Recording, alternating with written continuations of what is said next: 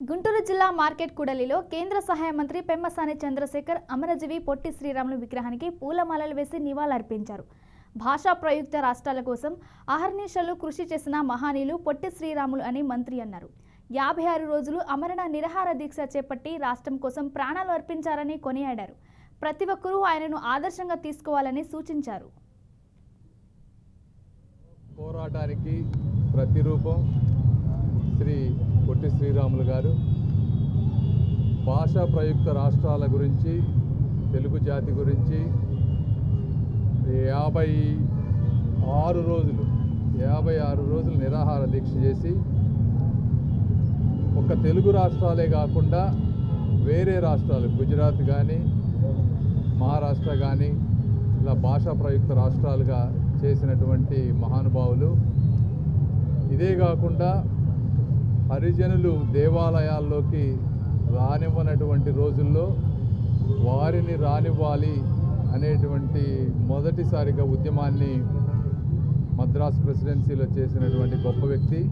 ఇలాంటి వ్యక్తులు ఆయన మరణించినా కూడా ఆయన స్ఫూర్తి యువతకి, మంచి కోరుకునే వారందరికీ పట్టుదలతో సమాజంలో ఉన్నటువంటి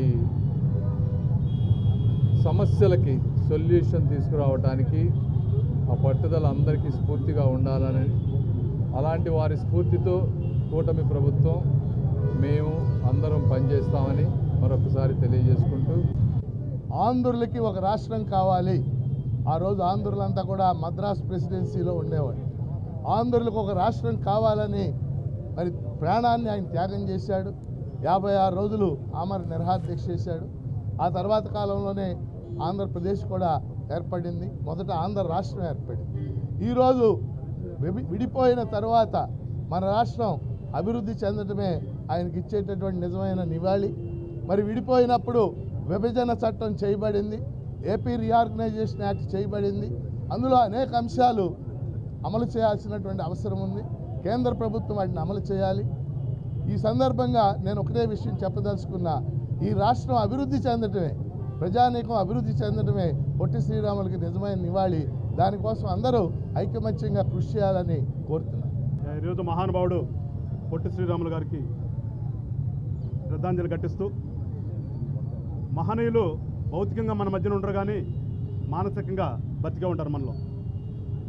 ఆ రోజున ఉన్నటువంటి పరిస్థితుల్లో పెద్దలు చెప్పినట్లుగా భాషా ప్రయుక్త రాష్ట్రాలు అయితేనే అభివృద్ధి చెందడానికి ఎక్కువ అవకాశాలు ఉంటాయనే ఒక ఆలోచనతో ఆ రోజున ఉన్నటువంటి పరిస్థితుల దృష్ట్యాన ఆమరణ నిరాహార దీక్ష చేసి సాధించిన తర్వాత ఇవాళ లక్ష్మణరావు గారు చెప్పినట్లుగా రీఆర్గనైజేషన్ తరపున ఉన్నటువంటి అన్నింటినీ కూడా ఉపయోగించుకుని ఆంధ్ర రాష్ట్రాన్ని అభివృద్ధి చేసుకుంటేనే అలాంటి మహానుభావుల యొక్క త్యాగానికి ఫలితం ఉంటుంది తప్పితే మనం రాజకీయాలుగా కొట్టుకోవటం కాదని చెప్పేసి తెలుసుకోవాలని చెప్పేసి అందరినీ ఒకసారి కోరుకుంటూ